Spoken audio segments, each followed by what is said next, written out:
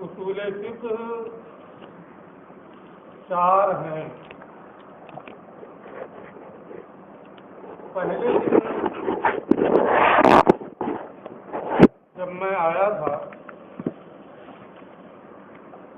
تو اصول فقہ کی تعریف، موضوع، طرز و غایت سب بتا چکا ہوں. بتایا تھا جو لوگ تھے اس کو ایک مرتبہ بتا چکا ہوں، اس لیے دوبارہ ان چیزوں کے اعادہ کی کوئی ضرورت نہیں ہے. کوئی اور بتایا ہوتا تو الگ بات.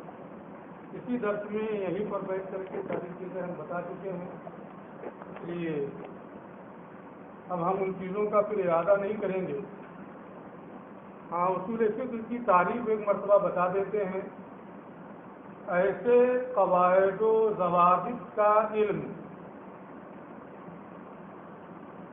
جن کی روشنی میں کتاب و سنت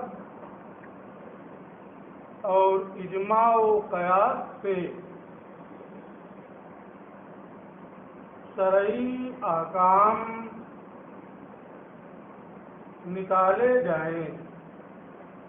شرعی احکام نکالنے پر قدرت حاصل ہو. اس کا موضوع ادلہ اور احکام ہے. ادلہ اس حیثیت سے کہ وہ مثبت احکام ہیں، اور احکام اس حیثیت سے کہ وہ مثبت بالادلہ ہیں.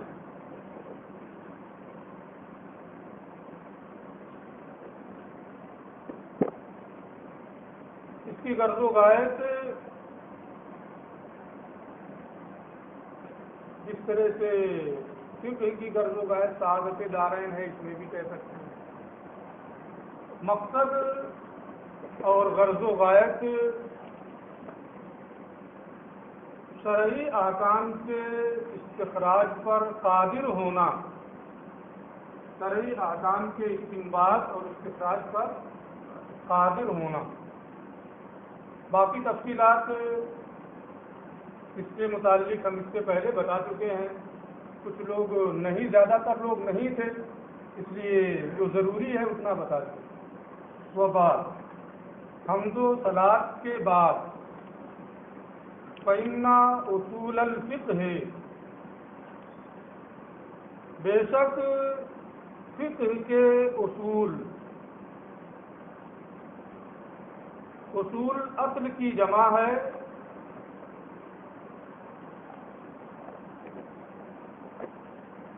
قاعدہ اور ضابطہ. اربعۃ چار ہیں،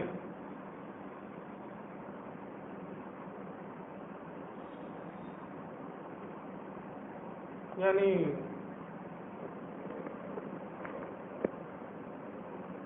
فقہ کے جو قواعد ہیں جن سے مسائل استخراج ہوتے ہیں، ان قواعد کی بنیاد چار چیزوں پر ہے.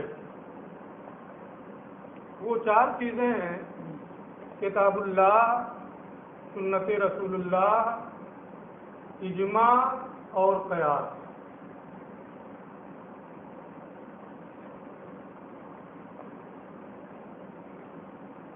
یہ دلائل شرعیہ ہیں اور چار ہی ہیں، چار سے زیادہ نہیں. بعض لوگوں نے تفصیلی کتابیں جب آپ پڑھیں گے تو اس پر اضافہ کچھ لوگ کرتے ہیں، کچھ اعتراض کی شکل میں کرتے ہیں.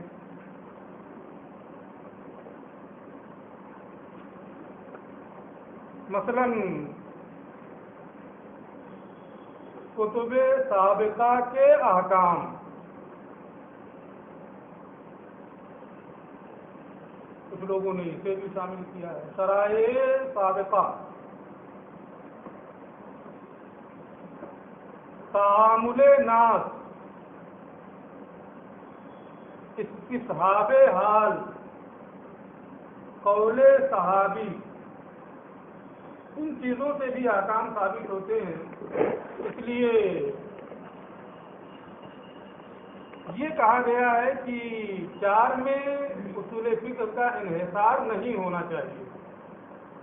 لیکن حقیقت یہ ہے کہ یہ جو چار میں نے نام لیے ہیں، شرائع سابقہ، قول صحابی، تعامل ناس اور استصحاب حال، پہلے سین ہے پھر سواد ہے پھر بڑی ہا ہے. نہیں تو کہیں لکھنا ہو تو کسی دونوں سین سے لکھ دیں یا بڑی سین کر دیں. الف سین تا سواد ہا الف با، استصحاب حال. چار ہی میں انحصار کیوں ہے؟ یہ باقی چار چیزیں جن کا نام میں نے لیا، یہ ادلہ شرعیہ کیوں نہیں ہیں؟ اس کی وجہ یہ ہے کہ جو شرعی دلائل ہیں یا تو وہ شارع کا قول ہوگا یا تو وہ قول شارع ہوگا، شریعت لانے والے کا قول. اب قول شارع اگر یا شارع کے علاوہ کا قول ہوگا، دو صورتیں ہیں، یا تو شارع کا قول ہوگا یا شارع کے غیر کا قول ہوگا.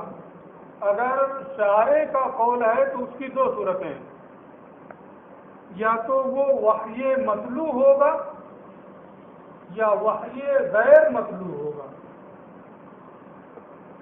اگر وحی مطلوع ہے تو اس کو کیا کہیں گے؟ قرآن کی تلاوت کی جاتی ہے اللہ کی جانب سے ہوا ہے. اور اگر وحی غیر مطلوع ہے تو وہی کیا ہے؟ حدیث. دونوں میں یہی فرق ہے، دونوں اللہ رب العزت ہی کی جانب سے ہے. وَمَا يَنطِقُ عَنِ الْهَوَىٰ إِنْ هُوَ إِلَّا وَحْيٌ يُوحَىٰ. رسول جو بھی کہتے ہیں وہ وحی الہی سے کہتے ہیں.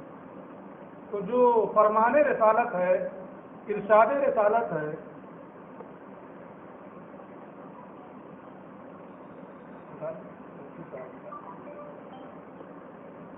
السلام علیکم،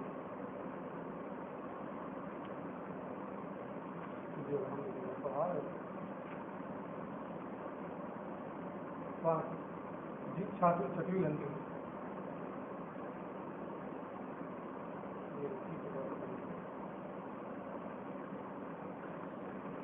تو یا تو شارع کا قول ہوگا یا شارع کے علاوہ کا قول ہوگا. اگر قول شارع ہے تو یا تو وحی مطلوع ہے یا وحی غیر مطلوع ہے. اگر وحی مطلوع ہے تو وہ کیا ہے؟ قرآن. وحی غیر مطلوع ہے تو وہ کیا ہے؟ حدیث ہے. اور اگر شارع کے علاوہ کا قول ہے، شارع کے علاوہ کا قول ہے، تو یا تو وہ مفید یقین ہوگا یا مفید یقین نہیں ہوگا. یا تو اس سے یقین کا فائدہ حاصل ہوگا، قطعی ہوگا، یا وہ مفید یقین نہیں ہوگا، قطعی نہیں ہوگا. اگر وہ مفید یقین ہے، قطعی اور یقینی چیز کا فائدہ دیتا ہے، تو وہ اجماع امت ہے. اور اگر مفید یقین نہیں ہے بلکہ مفید ظن ہے تو اسی کو کیا کہیں گے؟ قیاس. سمجھ میں آ رہی ہے بات؟ یاد بھی رہے گا. بہت زیادہ ہم نہیں بتا رہے ہیں، جو ضروری چیزیں ہیں اس کتاب کے لیے اتنا ہی بتائیں گے. باقی اس کے بعد کئی کتابیں اصول فقہ کی آپ پڑھیں گے. نور الانوار ہے، حسانی ہے، مسلم الثبوت ہے، توضیح ہے. یعنی اس کے بعد اصول فقہ کی 4 کتابیں، 5 کتابیں سب سے زیادہ اصول فقہ کی کتابیں سامنے ہیں. اس کے بعد ابھی 4 کتابیں آپ کو اصول فقہ کی اور پڑھنا ہے، تو باقی تفصیلات اس میں آئیں گی 4 کتابوں میں نا۔ یہاں اتنا ہی آپ سمجھیں جتنا آپ کے لیے ضروری ہے، جتنا سمجھ جائیں، یاد رکھ پائیں، قاعدہ سمجھ لیں، قاعدے کی مثالیں سمجھ لیں، جو ضروری اور بنیادی چیزیں۔ میں نے شروع میں کہا تھا ایسے ہی ہے جیسے دراست النحو اور قواعد النحو ہے نا۔ دراست النحو میں اگر آپ تحقیق کرنے لگے تو کام بنے گا؟ وہ تحقیق کے لیے نہیں ہے، وہ یاد کرنے کے لیے، سمجھنے کے لیے، سمجھ کر کے اس کو یاد کر لیں۔ ایسے ہی یہ بھی، اس لیے بہت زیادہ غور و فکر نہیں، جو اصطلاح ہے، ضابطہ ہے، بالکل ایسے یاد ہو جائے کہ سوچے میں کوئی پوچھے تو بتا دیں۔ تو اس کتاب کے پڑھنے کا صحیح مقصد ہے۔ بہرحال اصول فقہ کتنے ہیں؟ 4۔ کون کون؟ قرآن، سنت، اجماع امت، قیاس۔ دلیل حصر کیا ہے کہ یا تو شارع کا قول ہوگا یا شارع کے علاوہ کا قول ہوگا۔ اگر قول شارع ہے تو یا تو مطلوب ہوگا یا غیر مطلوب ہوگا۔ اگر وحی مطلوع ہے تو وہ کیا ہے؟ قرآن ہے۔ وحی غیر مطلوع ہے تو وہ کیا ہے؟ حدیث ہے۔ شارع کے علاوہ کا اگر قول ہے تو مفید یقین ہوگا یا مفید ظن؟ ہاں، مفید یقین ہوگا یا مفید ظن ہوگا۔ اگر مفید یقین ہے تو وہ اجماع ہے، اور اگر مفید ظن ہے تو وہ کیا ہے؟ پوری کتاب میں آپ کو قرآن کی تعریف تو نہیں ملے گی، باقی سنت کا بیان آئے گا تو وہاں اس کی تعریف ملے گی، اجماع کا بیان آئے گا تو اس کی تعریف ملے گی، قیاس کا بیان آئے گا تو اس کی تعریف ملے گی۔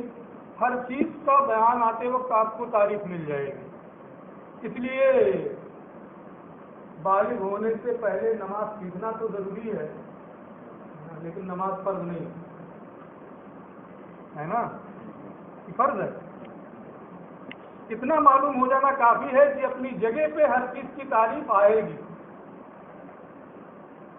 ابھی آپ کی تعریف کرنا ضروری نہیں، پوری کتاب داخل ہے تو جہاں بحث آئے گی وہاں تعریف بھی آ جائے گی، جو بحث آپ پڑھیں گے تعریف بھی پڑھیں گے۔ اس لیے ابھی صرف اتنا کہ کتاب، سنت، اجماع امت اور قیاس۔ میں اس لیے یہ چیزیں بات کہہ رہا ہوں تاکہ آپ بہت زیادہ بوجھ نہ بنائیں کہ یہی 2 سطر میں کتاب کی بھی تعریف کرنا ہے، سنت کی بھی تعریف کرنا ہے، اجماع کی بھی تعریف کرنا ہے۔ کتنا سمجھیں گے، کتنا یاد کریں گے؟ گھبرا جاتا ہے نا آدمی۔ کتنی چیز ہے، ایک نفسیاتی چیز ہے، آدمی گھبرا جاتا ہے۔ 1-2 لائن کی عبارت ہے، 2 گھنٹہ پڑھنا پڑتا ہے، 2 گھنٹہ یاد کرنا پڑتا ہے، اور وہی اپنی جگہ پہ یاد کریں گے، ساری چیزیں آئیں گی۔ 2 لائن کی عبارت ہے، آپ سمجھ لیے کافی۔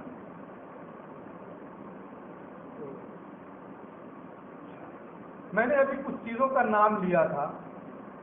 نمبر 1 شرائع سابقہ، نام یاد رکھنا۔ نمبر 2 قول صحابی۔ نمبر 3 تعامل ناس۔ نمبر 4 استصحاب حال۔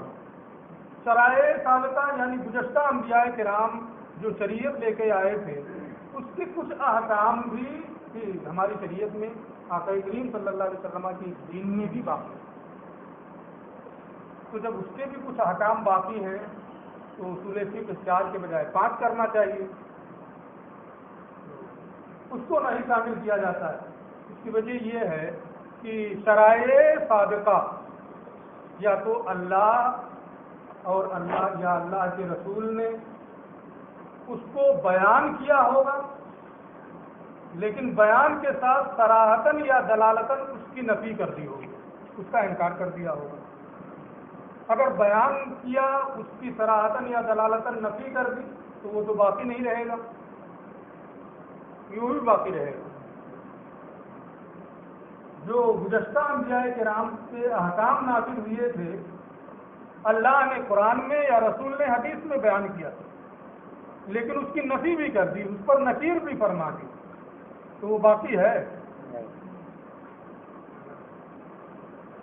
وہ باقی نہیں ہے۔ تو اب جب وہ باقی ہی نہیں ہے تو وہ تو حجت نہیں ہے۔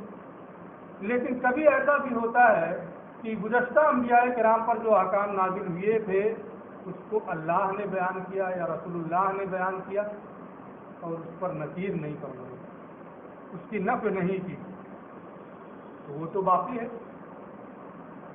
لیکن اگر اللہ نے بیان کیا تو وہ کہاں رہے گا؟ قرآن میں۔ اور رسول اللہ نے بیان کیا تو کہاں رہے گا؟ حدیث میں۔ تو یا تو وہ قرآن کے ساتھ شامل ہو جائے گا، قرآن کو شامل ہی رکھا گیا ہے، یا حدیث کے ساتھ شامل ہو جائے گا، حدیث کو رکھا ہی گیا ہے، تو الگ سے اسے رکھنے کی ضرورت کیا ہے؟ سمجھ رہا ہے ضرورت رکھنے کی الگ سے؟ سمجھ رہا ہے کہ نہیں سمجھ رہا ہے؟ جب نہ سمجھ میں آئے تو زبردستی نہیں سمجھنا ہے نا، نہیں سمجھ میں آ رہا ہے تو کہتے ہم نہیں سمجھ پا رہے۔ سمجھ رہا ہے کیا کہہ رہا ہوں؟ جو گزشتہ انبیاء کرام کی شریعتیں ہیں ان کے احکام یا تو اللہ یا اللہ کے رسول نے بیان کیا اور بیان کرنے کے بعد اس کی صراحتاً نفی کر دی یا دلالتاً نفی کر دی، تو وہ تو باقی ہی نہیں ہے۔ اور اگر بیان کیا نفی نہیں کی تو باقی ہے۔ لیکن اگر اللہ نے بیان کیا تو قرآن کے ساتھ شامل ہے، رسول اللہ نے بیان کیا تو حدیث کے ساتھ شامل ہے، پھر الگ سے اسے رکھنے کی کوئی حاجت نہیں ہے۔ دوسرے نمبر پہ ہے تعامل ناس، کسی کو بھی نمبر پہ رکھ لیں، نمبر سے کوئی مطلب نہیں ہے۔ دوسرا ہے تعامل ناس، جس پر تمام لوگ بالاتفاق صحیح ہونے، جس پر تمام لوگ اس کے صحیح ہونے پر تمام لوگوں کا اتفاق ہوتا ہے، یہ صحیح ہے، یہ حکم صحیح ہے۔ عام لوگوں کا عمل درآمد اسی پر ہو کہ یہی حکم صحیح ہے، یہی تو اجماع امت ہے۔ رسول اللہ صلی اللہ علیہ وسلم کی امت کے علماء کو کہا کسی حکم شرعی پر اتفاق کر لیں، یہی اجماع امت ہے۔ تعامل ناس کا بھی وہی مفہوم بننا ہے، اجماع امت کو شامل کر لیا گیا تو اس کے تحت تعامل ناس بھی آ گیا، الگ سے اسے بیان کرنے یا اسے رکھنے کی کوئی ضرورت نہیں۔ اور کیا کہا ہم نے؟ قول صحابی، صحابی کا قول، اس سے بھی حکم ثابت ہوتا ہے نا۔ تو صحابی کا جو قول ہوتا ہے وہ دو طرح کا ہوتا ہے، صحابہ کرام کے جو آثار ہیں وہ دو طرح کے ہوتے ہیں۔ ایک یہ کہ جو صحابی کا ارشاد ہے عقل کے موافق، عقل اسے قبول کرے، تسلیم کرے، ایک یہ ہوتا ہے۔ اور کبھی صحابی سے کوئی ایسا قول منقول ہوتا ہے جو خلاف عقل ہوتا ہے، عقل اسے تسلیم نہیں کرتا۔ یہ دو صورتیں ہوتی ہیں صحابی کے اقوال میں۔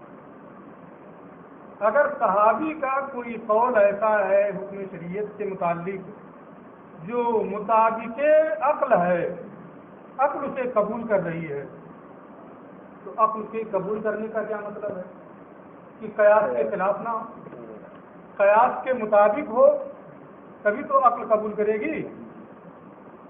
اگر صحابی کا قول ہے اور وہ عقل اسے قبول کر رہی ہے تو وہ قیاس کے مطابق ہوگا، قیاس کو رکھا گیا ہے، تو صحابی کا یہ قول کس میں شامل ہو جائے گا؟ قیاس میں شامل ہو جائے گا، شامل ہو جائے گا کہ نہیں؟ قیاس خلاف قیاس ہے نہیں، قیاس کے مطابق ہے، عقل اسے تسلیم کر رہی ہے، تو قیاس میں یہ شامل ہو گیا۔ دوسری صورت میں نے یہ بتائی ہے کہ صحابی کا ایسا بھی قول ہوتا ہے جو عقل کے خلاف ہو، اگر آپ ایسا کریں گے تو اتنا ثواب ملے گا، یہ چیزیں جنت کے بارے میں، جہنم کے بارے میں، آخرت کے بارے میں کوئی چیز وہ بیان کریں، خود بیان کریں، رسول کی جانب منسوب نہ کریں، تو صحابہ کرام کے بارے میں اس کو یاد رکھیے گا، یہی اصل ہے۔ صحابہ کرام کے بارے میں بالاتفاق ہمارے علماء کا یہ قول ہے کہ اگر کوئی صحابی خلاف قیاس کوئی بات کہہ رہا ہے، ایسی بات کہہ رہا ہے جس میں قیاس کا کوئی دخل نہیں ہے، قیاس کی گنجائش ہی نہیں ہے، تو حقیقت میں وہ قول رسول ہے. صحابی نے احتیاط کے پیش نظر اسے رسول کی جانب میں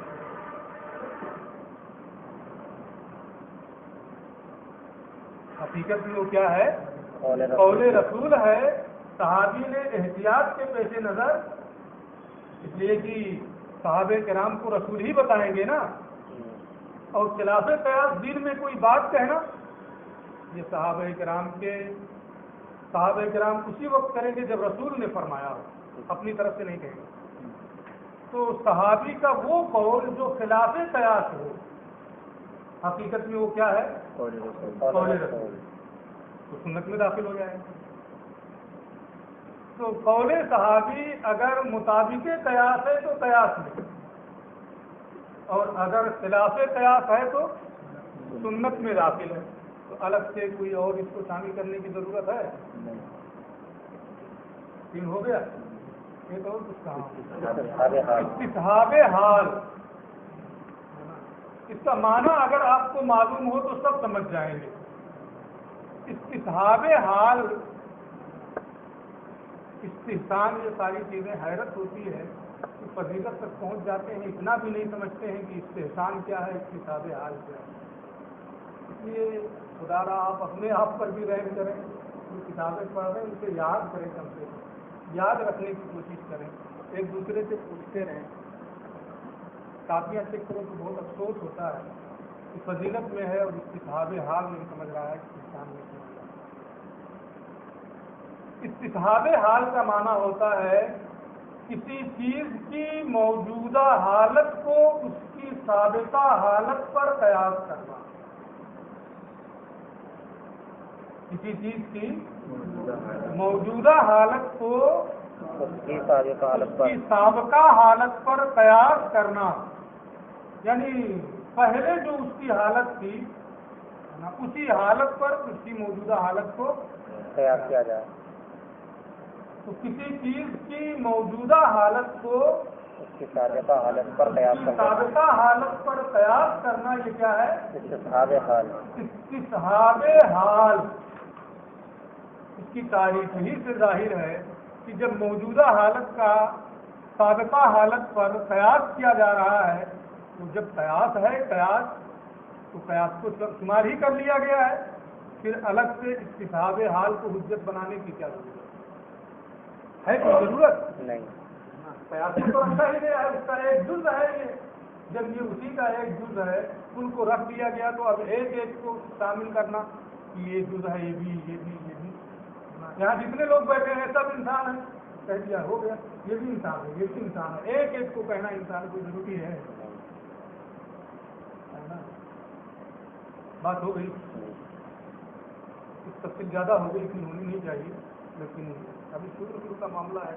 جو آپ نے فرمایا کہ وہ صحابی کا قول ہوتا ہے جو عقل کے خلاف ہو تو وہ حضور صلی اللہ علیہ وسلم کا قول ہوتا ہے، لیکن اگر کسی صحابی نے اس کو حضور تک منسوخ نہیں کیا تب بھی اپنی طرف سے کوئی قول کہا، اپنی طرف سے کوئی بات کہہ رہا ہے نا، اپنی بات کے طور پہ کہہ رہا ہے، لیکن وہ خلاف قیاس ہے نا، تو وہ مرفوع حکمی. ایک ہوتا ہے مرفوع صریحی. حدیث میں ایک کیا ہے؟ مرفوع صریحی، قال رسول اللہ ہے نا، ان رسول اللہ.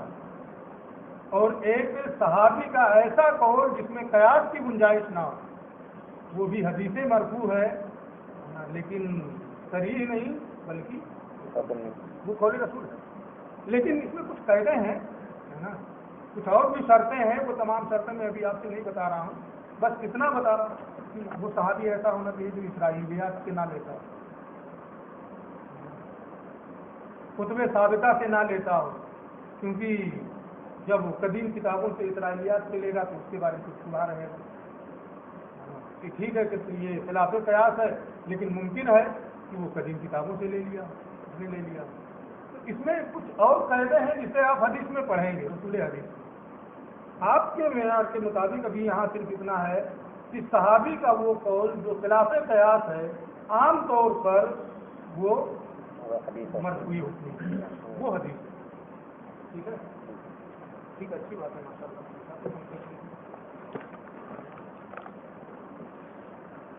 ترجمہ کرا دیں، یاد رہے گا نبی نے بتائے ہیں.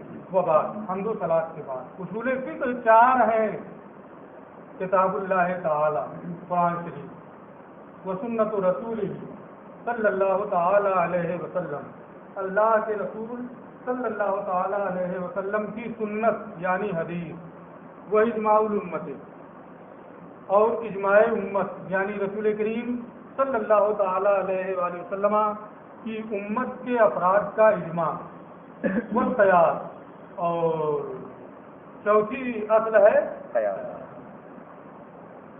فلا بد من البحث فی کل واحد من هذه الاقسام. لہذا ان اقسام میں سے ہر ایک کے بارے میں بحث کرنا، گفتگو کرنا یہ ضروری ہے. 4 ہیں تو چاروں کے بارے میں گفتگو ضروری ہے، چاروں کے بارے میں بحث ضروری ہے. لیعلم بذالک طریق تخریج الاحکام، تاکہ اس بحث کی روشنی میں احکام شرعیہ کے نکالنے کا طریقہ معلوم ہو جائے.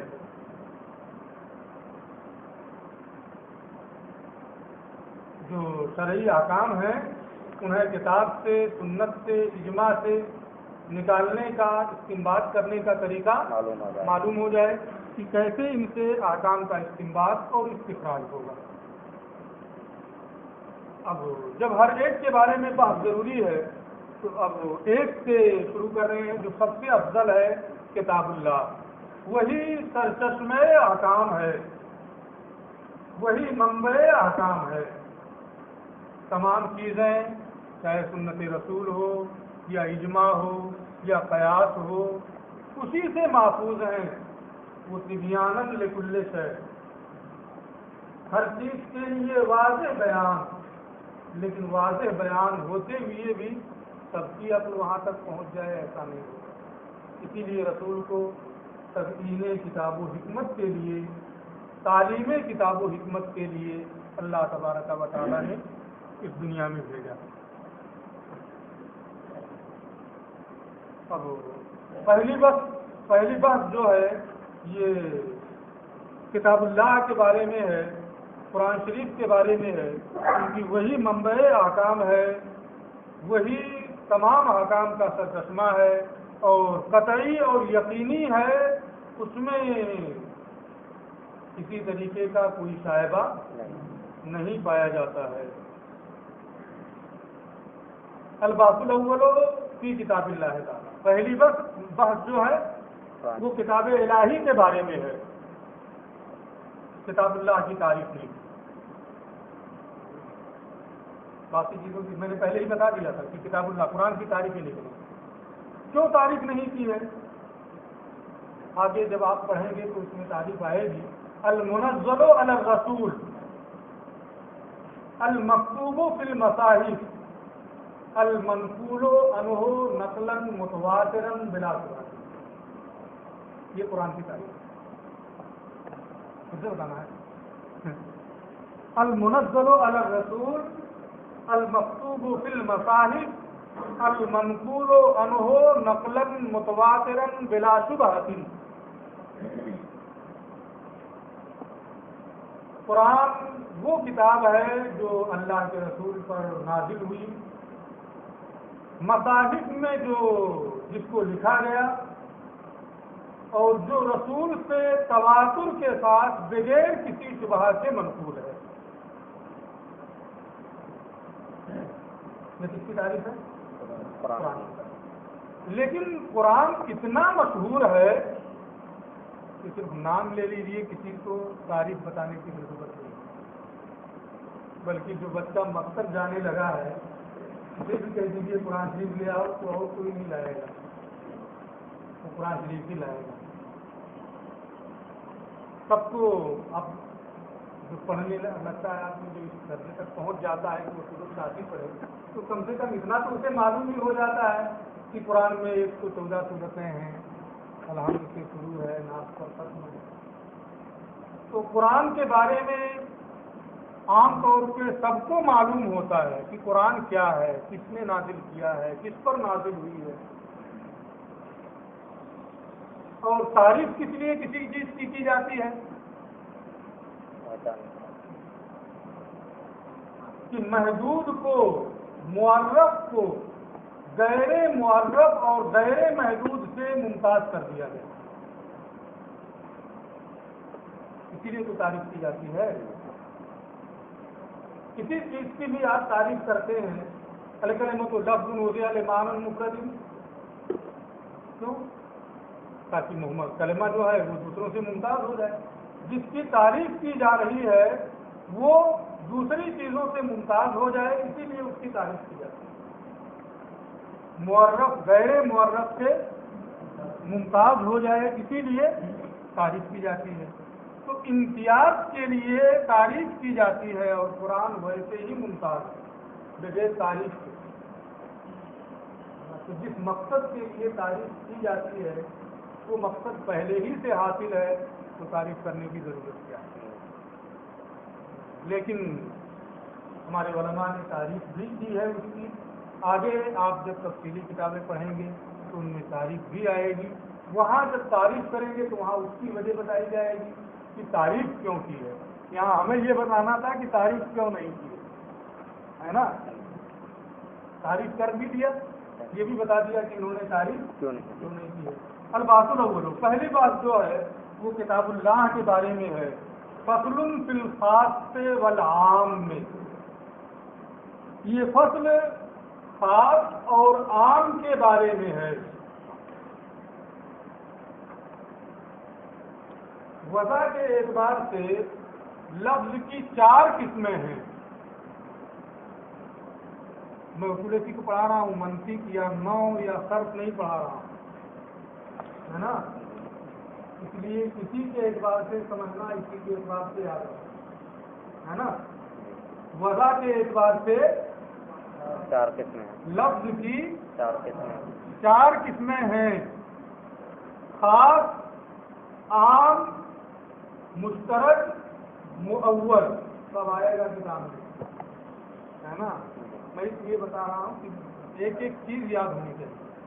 وضع کے اعتبار سے لفظ کی کتنی قسمیں ہیں؟ 4 یاد رہے گا نا، جی۔ پھر پوچھیں گے ٹھنڈا لے کے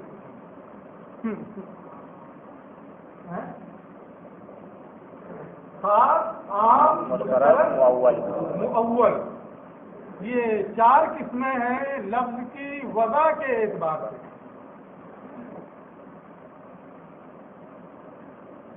اور اس میں بھی دلیل حصر بتاتے ہیں کہ لفظ کی وضع یا تو ایک معنی کے لیے ہوگی، لفظ یا تو ایک معنی پر دلالت کرے گا، یا ایک سے زیادہ معنی پر لفظ دلالت کرے گا۔